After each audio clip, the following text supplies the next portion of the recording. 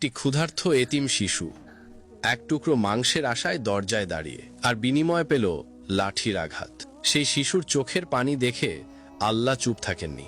নাজিল হল সূরা আল মাউন, 7টি আয়াত, যা আজও প্রতিটি মুসলমানের বুকে আয়না ধরে এবং জিজ্ঞেস করে, তুমি কি সত্যি ঈমানদার?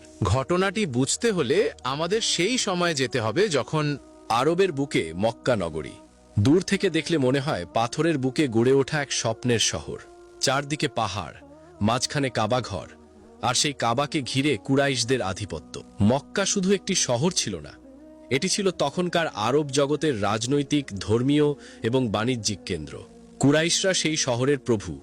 তারা বংশমর্যাদায় গর্বিত, সম্পদে ঐশ্বর্যশালী, ক্ষমতায় অপ্রতিদ্বন্দ্বী। কিন্তু এই ঝলমলে বাহ্যিক আভার আড়ালে লুকিয়েছিল এক ভয়াবহ অন্ধকার। সেই অন্ধকারের নাম ছিল জাহেলিয়াত, অজ্ঞতার যুগ। যে যুগে কন্যা সন্তানকে জীবন্ত মাটিতে পুঁতে ফেলা হতো, যে যুগে দাসদের পশুর চেয়েও কম মূল্য দেওয়া হতো, যে যুগে এতিম শিশুর কান্না শুনেও মানুষের হৃদয় কোনো কম্পন হতো না, যে যুগে দুর্বলের অধিকার ছিল না, কেবল শক্তিশালীর ইচ্ছাই ছিল আইন। এই শহরে বাস করতেন অনেক প্রভাবশালী মানুষ।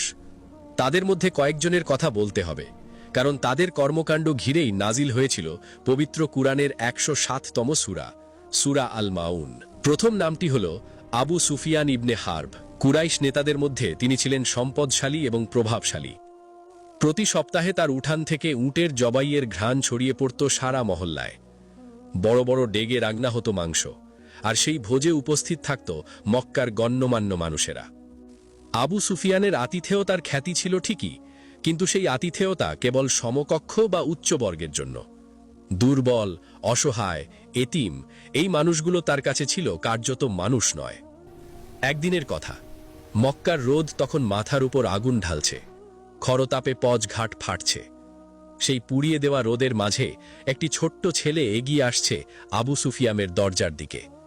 তার পায়ে জুতো নেই, কাপড়ে তালি, চোখে ক্ষুধার ছাপ। শিশুটির বাবা মারা গেছেন, পৃথিবীতে তার আর কেউ নেই, না মা, না চাচা, না কোনো আশ্রয়। সে এতিম, সমাজের ভাষায় অনাথ। তার হৃদয়ে একটাই আশা, আবু সুফিয়ানের বাড়িতে যখন এত মাংস রান্না হচ্ছে, হয়তো এক টুকরো পাওয়া যাবে। শিশুটি কাঁপা কাঁপা গলায় বলল, চাচা যান, একটু গোশত দেবেন, অনেক দিন ধরে কিছু খাইনি। আবু সুফিয়ান তাকিয়ে দেখলেন, তার চোখে কোনো মায়া নেই, করুণা নেই।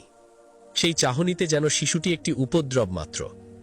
তিনি পাশ থেকে একটি লাঠি তুলে নিলেন এবং সেই নিরীহ, অভুক্ত এতিম শিশুটিকে প্রচণ্ড আঘাত করলেন। শিশুটি ব্যথায় কোঁকড়িয়ে উঠল, কাঁদতে কাঁদতে সরে গেল। আবু সুফিয়ান তাকে তাড়িয়ে দিলেন, যেভাবে বিরক্তিকর একটি প্রাণীকে তাড়ানো হয়। কিন্তু সেই মুহূর্তে আকাশের আরশে বসে থাকা সর্বজ্ঞ আল্লাহ দেখছিলেন, সেই এতিমের চোখের পানি দেখছিলেন। সেই